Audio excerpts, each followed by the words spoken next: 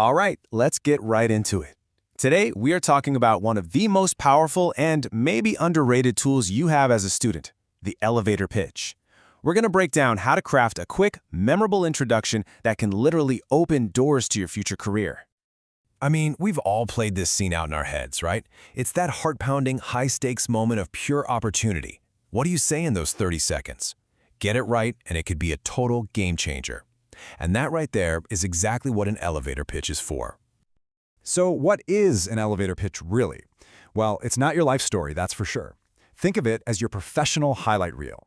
It's a super focused 30 to 60-second snapshot of who you are and the value you bring, all designed to make an incredible first impression and get someone to say, "Tell me more."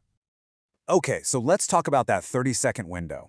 Whether you're at a crowded career fair, a networking event, or you literally just bump into a potential mentor on campus, that moment is everything. Nailing this skill is what separates a missed chance from a new connection that could totally shape your career. Now, before you even think about writing a single word, we have to lay the groundwork. You can't build a great house on a shaky foundation, right? Same goes for a pitch. It's all built on two essential pillars. First, knowing what makes you special. And second, knowing exactly who you're talking to. So, step one. This starts with a really important question. What makes you different? This is what we call your unique selling proposition, or USP.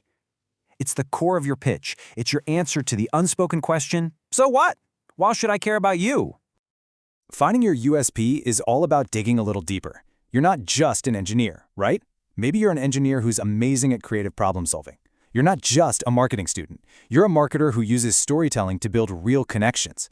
That little intersection between your skills and passions, that's your sweet spot. That's your USP. Okay, once you've got a handle on your own strengths, it's time to shift your focus. A truly great pitch is never, ever a one-size-fits-all script that you just recite from memory.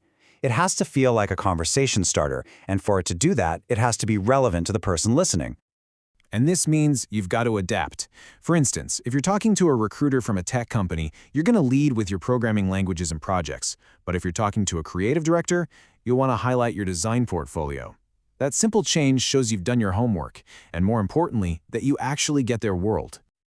All right, foundation is set. Now it's time for the fun part, actually building the pitch itself.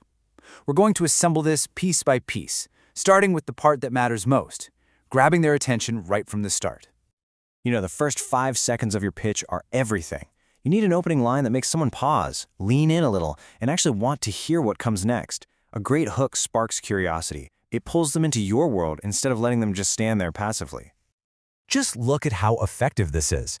It doesn't start with, "Hi, my name is." It starts with a shocking fact, immediately shows your passion, and then frames you as someone on a mission. Suddenly, you're not just a student looking for a job, you're a problem solver. That is so much more interesting.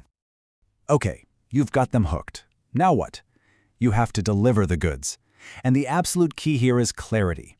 This is not the time for complicated industry jargon or long, winding sentences. Every single word has to count. Be direct, be clear, and be easy to remember.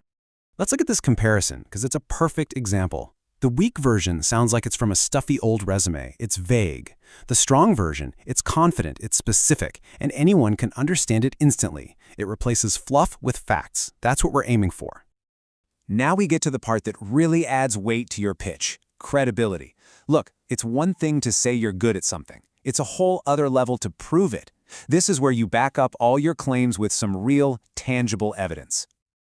So what does that proof look like in practice? Well, did you build an app? Mention how many people downloaded it. Did you lead a class project? Talk about the great grade you got or the successful outcome. These are the specific, concrete details that make your pitch not just interesting, but believable. So, we've carefully crafted the content of your pitch, but honestly, that's only half the battle. Now we need to talk about delivery, because even the most brilliant script in the world will fall completely flat if it isn't delivered with impact. Think about it. Your energy is completely contagious. If you sound genuinely excited and passionate about what you do, the person listening is way more likely to catch that excitement too. So, make eye contact, stand tall, let your hands move naturally, and let that passion you feel actually come through in your voice. Confidence sells. This is so important. A great pitch can't just end. You can't let it trail off into an awkward silence. You need to be the one to guide the conversation to a specific next step. You've introduced yourself, you've made your case. Now, what do you want to happen next? And here are 3 perfect, professional, and low-pressure ways to do that. You could suggest exchanging contact info, or maybe ask if they'd be open to a quick coffee meeting to talk more, or simply offer to send them a link to your online portfolio. Any of these turns a fleeting introduction into a real, tangible connection. And that brings us to the final and maybe most important piece of the puzzle. You can't just write a great pitch and stick it in a drawer. To truly own it, you have to practice. This is how it goes from being a script to just being the way you introduce yourself. Seriously, practice until it feels totally natural, not like you've memorized it. Say it out loud in front of a mirror. Record a quick video of yourself on your phone to check your body language and how you sound.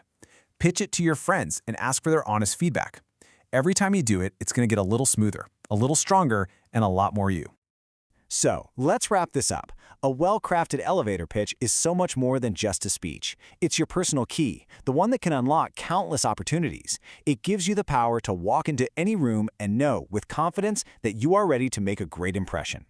And I think this last thought really nails it. The ultimate goal isn't just to recite some perfect words.